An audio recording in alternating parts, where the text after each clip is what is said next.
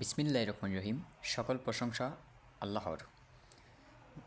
মাশাল্লাহ, কিছুদিন আগে বীজ রোপণ করেছিলাম। তো ওই বীজ থেকে বটবড়ির চারা মাশাল্লাহ খুব সুন্দর হয়েছে, খুবই অল্প সময়ে। তো এইটাকে একটি মাচা তৈরি করে দিতে হবে। তো একটি খাড়া মাচা তৈরি করে দিব ইনশাল্লাহ চিন্তা করেছি। সেই জন্য এই যে বাঁশগুলা কেটে নিয়েছি, যদিও এগুলা সুন্দরভাবে সাইজ করা হয়নি, তবুও যথেষ্ট চেষ্টা করে কেটে নিয়েছি, হাত কেটে গেছে আমার।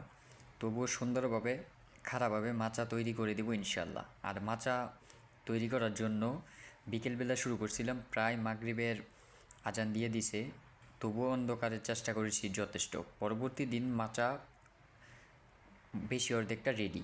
এই দেখুন, যথেষ্ট চেষ্টা করেছি ভালোভাবে তৈরি করার জন্য। তো পরবর্তী দিন মাশাল্লাহ মাচাটা সম্পূর্ণ তৈরি করে ফেললাম এবং বটবটি ফুল ধরেছে, দেখলাম ফুল ধরেছে, বাইয়ে দিচ্ছে, মানে এই আগাগুলো বাইয়ে দিলাম এই মাচাতে।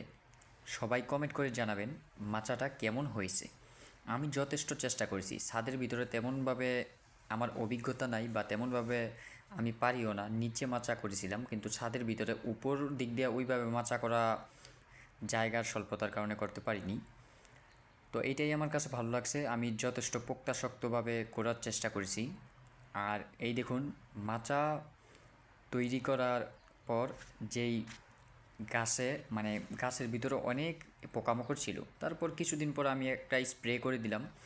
স্প্রে করে দেওয়ার 2 দিন পরে আলহামদুলিল্লাহ পোকামাকড় চলে গেছে এবং গাছগুলা জোর পেয়ে যথেষ্ট বেয়েছে।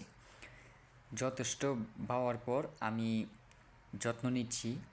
গাছটা এখন মাশাল্লাহ খুব ভালোই হচ্ছে, এই ফুল হচ্ছে অনেক, যদিও পোকামাকড়ের কারণে ফুলগুলা ঝরে গিয়েছিল, তো সেজন্য এখন আর ঝরবে না। তো ওই মাচাটা তৈরি করার পর আমিও একটি সামনে এই মানে সামনের ক্যামেরা দিয়ে একটি ভিডিও নিলাম। যথেষ্ট কষ্ট করেছি, যথেষ্ট চেষ্টা করেছি ভালো করার জন্য, এই জন্য একটু ভিডিও নিলাম আপনাদের দেখানোর জন্য।